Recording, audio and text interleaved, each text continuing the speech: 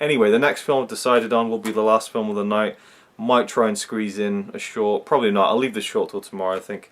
But 4 features is pretty damn good. We're going to go with another documentary, much like we closed out day 1 yesterday. Though this is from 1929, which is towards the end of the silent era, and when documentaries were really starting to pick up. You know, you'd had a lot more kind of intricately made and edited documentaries at this point after films like Nanook of the North. So this is one where documentaries are really starting to become an art form unto themselves. Not that they weren't back with Nanook of the North and films like that, and even Great White Silence, because those were definitely artful documentaries, but I'm hoping for a lot from this one, and it probably sounds like the most boring shit in the world to most people, but what I'm going to be watching is Turksib. It says here it's from Turksib to Night Mail. Night Mail is a British documentary. If you remember last time, Silent Movie Marathon 2, I watched Battleship Potemkin, and I think that was Battleship Potemkin and Drifters. Drifters was a British documentary, so this is another volume from the BFI of the Soviet influence, a double feature Blu-ray with a Russian film and then a British film, and showing how the Soviet cinema at the time was influencing British filmmakers, and that's what this does with Night Mail.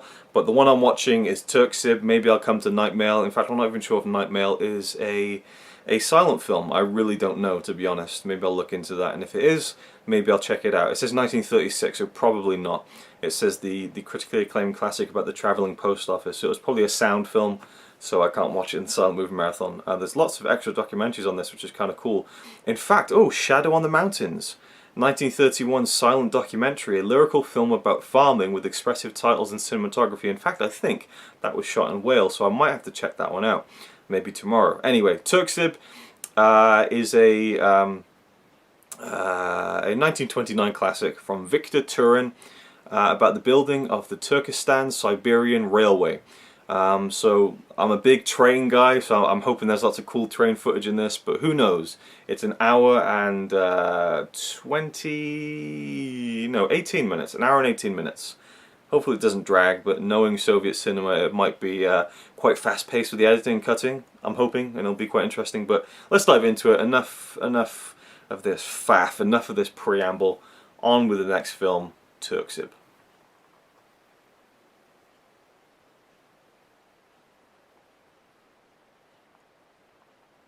I'm guessing this is going to be like an English copy of an English print.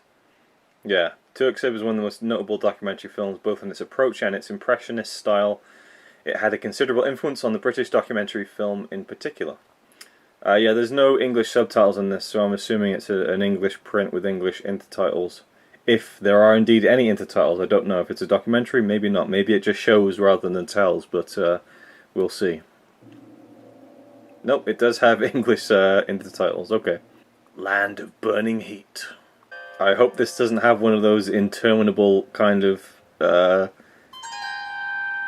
avant-garde soundtracks recorded recently.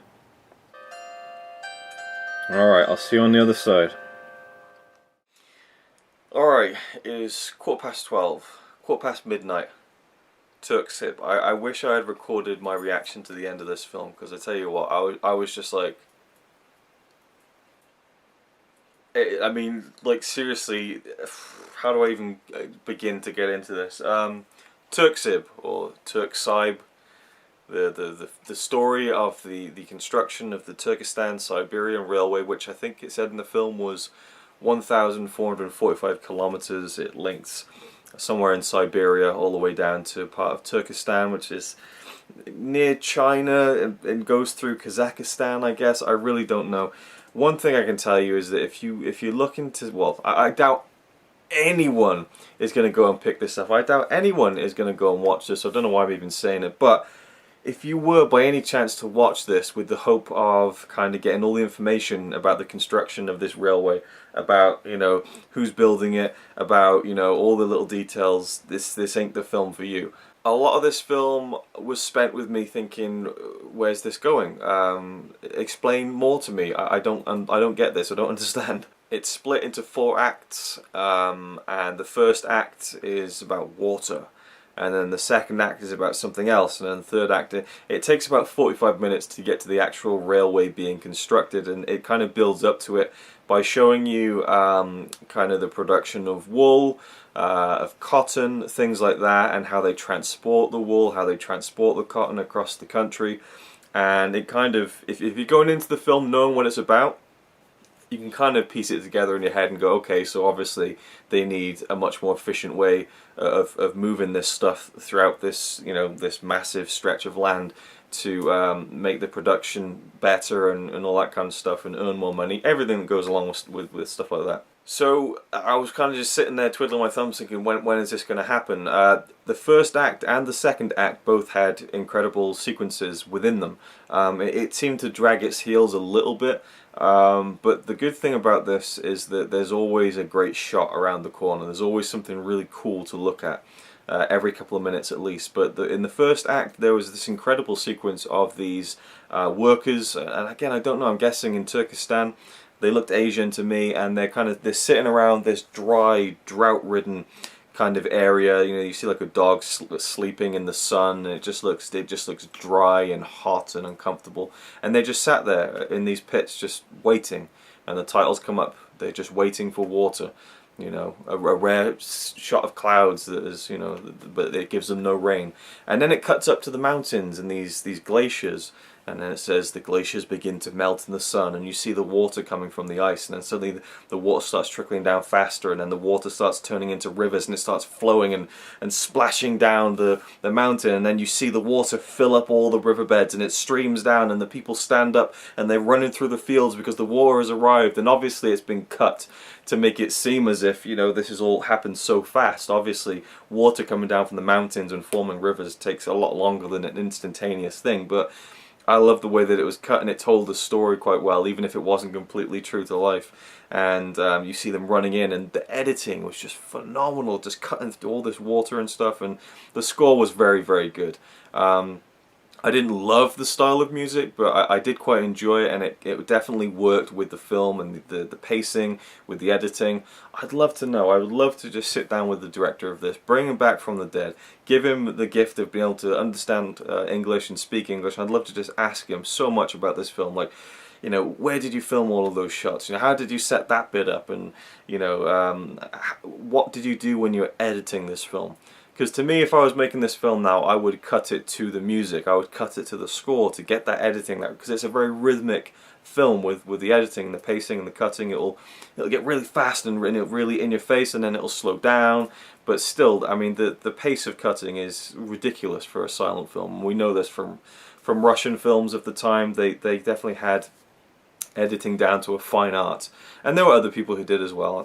I go to that film I watched last year, Cour Fidèle, the French film from the early 20s. That had the director of that had a really fast cutting style, but generally the Russians seem to really get it down pat when it comes to really fast, rapid, you know, quick fire editing.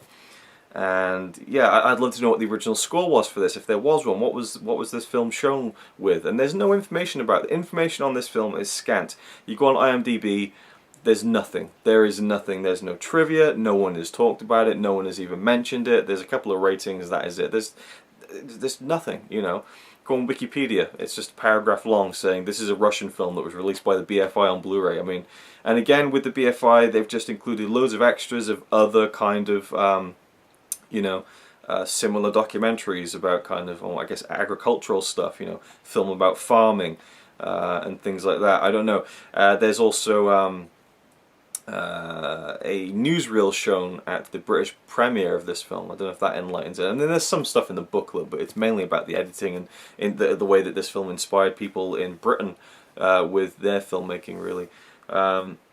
The second sequence that was incredible in Act 2 shows these people who have sheared all this wool off of sheep, and they pack the wool into bags, put it onto camels, and they're transporting the camels across this desert. And it really portrays this desert as this desolate wasteland and treacherous landscape. And they're taking the camels through, and suddenly a sandstorm hits. Incredible scene. I mean, the way it's edited, unbelievable. The music just complemented it, and you just see this wind, and the sand is hitting them like it feels like it's bullets hitting them. You know, you just see the guys just on the floor. They're crawling through the sand, and they're grabbing onto the wool that's getting strewn across the desert. They're trying to protect the wool. The bags are splitting. You know, it's such a hectic scene. It's incredible. But there are the slow moments. You know, there are moments where I would check my phone and things like that, because it's just lots of shots of all the same kind of things. But it definitely tells a story, and then you start seeing the surveyors come in and kind of figure out where they're going to put the the railway tracks, and they meet some kind of primitives there who become very enamored with their car. I'm losing my voice. The primitives get very enamored with the car and stuff, and that was a fun scene, and seeing the little kids running off and peeking out of their hut. Who are these guys in this? They called it the Devil's Chariot, you know, and they're laughing at it and stuff. And again, I just love the story that it tells, even if you're not really looking into the politics of it. Apparently this is a propaganda film, and it is promoting the fact that the Soviets have constructed this Trans-Siberian Railway and things like that. And it took them years to make and everything, to make the railway. I don't know how long the director was following this, but you definitely get a decent feel of how much it took to build this railway, because you see all the workers getting like the slats of wood and stuff, and camels carrying the wood and laying down the wood, laying down the steel, hammering it in, moving trucks of dirt and carts of dirt, and there's just great shots of all of this. I mean, it's not a dull film, because there's so much going on in it, and the cutting is very, it keeps moving, it's very brisk, and the music again helps that along. And then when the train finally is on there, that's when you get some cool scenes of the train flying past, and all the workers, you know, keeping up with the train on their horses, and cool shots like that. And then towards the end, it just it goes into overload with the kind of promotion of this thing that they've done, and it kind of champions machinery, and how machinery is going to push forward things like farming and production of grain and wool and cotton and all that stuff. And so I can see where the propaganda elements come into it. I can see how the political thing works into it and stuff like that. And I've looked into the booklet a tiny bit, and you know, it's just lost on me, some of the political stuff about it. For me, I just view it as a great film that shows what man can do. Because it starts out showing man, you know, just harvesting grain and you know, what's the name, wool and cotton, and the way they use it to make clothes and all that kind of stuff, and how the man fights against the elements, like waiting for the water to come and fighting through this sandstorm to transport the stuff they need to sell, all that kind of thing. And then man creating by hand this railway that stretches for over 1,000 kilometers, and how that further helps man and all that kind of stuff. And I thought it was quite cool, because when you really think about it, a railway track that goes across an entire country, you know, it's pretty crazy. Someone had to, you know, get down and you know, and lay the, I mean, you see them blowing up parts of the landscape, and blowing up rocks and clearing paths and things like that. Someone had to lay down those tracks, you know, slat by slat, you know, just nail by nail. And you know, all these railways across the world were put down by someone. And it's quite an incredible achievement. So I really enjoyed that aspect of it. But the English intertitles, which I believe were overseen by John Greer, who I believe was a guy who directed Drifters, the film I watched last year, which was pretty good. British filmmaker who's influenced by the Soviet directors. And John Grierson, I don't know if he translated the Russian intertitles, or if he made them up himself, or if he embellished them, because they are very in your face. I want to look into this, see if I can find out, because it would be very just like, you know, I'm trying to think of some examples. Like, you'd have an intertitle that's the beginning of a sentence, and then it would wait a minute before the next part, and it would still be the middle of the sentence, then another minute, and then there'd be another intertitle, and it was just like, they're going across the land, ... Okay, they're going across the land. They're going across the land. They're going across the land. To see? To see, yeah, okay. To see what? What are they going to see? They're going across the land to see. Yeah, I got the two bits of the sentence. We're 2 minutes. They're going across the land to see. It cuts again to see in capital letters. Like, to see what? You know, and then it cuts to something else, and then it just doesn't end. And then towards the end, I mean, it felt like a 78-minute trailer for this railway construction, because at the end the editing is absolutely batshit crazy. I don't think I've seen anything so rapid fire from this period of cinema. It's just like, it's almost like a frame a second, and it's like, Turksib, the railway will be here in 1930. 30, 30, like it's mental. I'm gonna have to include a clip, like I can't believe, and then at the end it's like, it will be here, and the railway will be completed, the end. Like, what an ending. It was just like, I felt out of breath watching it at the end. That's why I was just like, almost having an epileptic fit, you know.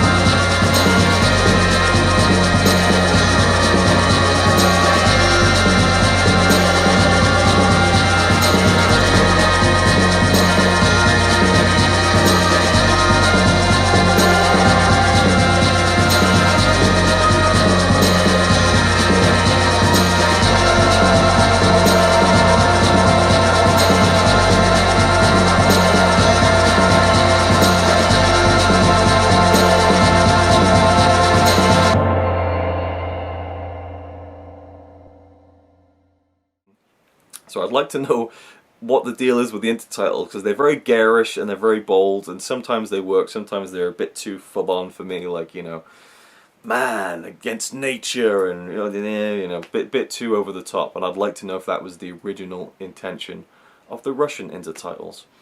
And it's interesting because I can talk about a film like maybe Shooting Stars for about 7 minutes, a film that people might go and watch, and here's this Russian documentary about a railway being constructed that I've just talked for 13 minutes on, that I doubt anyone is ever going to go and watch, but I loved it. It was just the edit. I mean, as an editor, I think if anyone is serious about editing, I think they should watch this, and I could see myself watching this again. It was very enjoyable, but I can't see many people enjoying it. I really can't, but I just can't. Like me. Yeah, there's no way you'd watch it. This isn't a Friday night movie. This isn't even a Monday afternoon movie. This is, I mean, you have to be in the right frame of mind for this. I'm not saying that I have this thing where I couldn't sit down and watch this at any point. I had to be in the mood for it, and doing this silent marathon, I'm very much I'm kind of in sync now, in tune with watching these silent films, and so, I don't know, maybe I'm used to this kind of thing, but yeah, I loved it. I thought it was great. The editing in particular was just mesmerizing, and yeah, I'm interested to see this one, Shadow on the Mountains. It's about it's set in the Welsh Valleys, and it's only 20 minutes, so I might watch that tomorrow. Yeah, I mean, I wish there was more about this film itself, because all the extras are just other films by other people. I'd like to hear some experts talking about it a little bit more. I don't know, but it does seem to be one of those kind of lost classics, maybe, really, because again, look on the internet for Turksib, there is shit all. There's nothing there about it information wise. Maybe if I Google it, there'll be some kind of like blog on like the far outer reaches of the internet that someone's talking about it. I don't know. But anyway, there you go. That's Turksib, and I think that's enough for tonight. I've still got that 30 flashing through my head like fucking. It's like being at a rave or something. So yeah, that is it.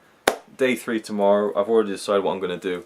Today I kind of started with 3 British films, kind of. A film from a British director, and then 2 British films, kind of my British invasion to the marathon. Tomorrow is going to be an international flavour. I've got a film from, I believe, Germany or France. Not too sure actually, but it's definitely from one of those 2 countries. Then I got a Swedish film, and this one I'm really excited about, the first ever feature-length Norwegian film. So a bit of Norwegian history in there. I'm really looking forward to that one. I'm not sure if there's any other international films I got planned for it. I don't think so, but yeah, definitely those 3. So more international stuff tomorrow. But for now, I will go to sleep, and hopefully I'm not going to be dreaming of railway tracks flashing in front of my eyes. I mean, literally, I'm going to try and get some clips in there. Also, one of the best shots I've seen in a long time during the sequence with the camels. There's this hill, and it must be set like, you know, it must be filmed near the end of the day, and you just see these camels going across, just the silhouettes against kind of the sky. Just awesome shot. I'll try and, I mean, I'm literally going to have to rip the Blu-ray onto my laptop to get that shot, but I'm going to do it because it's worth including. So you should be looking at a picture of it right now, and I'm now annoyed at myself for saying that, because now I'm going to have to hold myself to it and rip the whole Blu-ray just to get that one picture. But there you go. That's it for the end of day 2. See you with day 3, where I will, yes, change my t-shirt.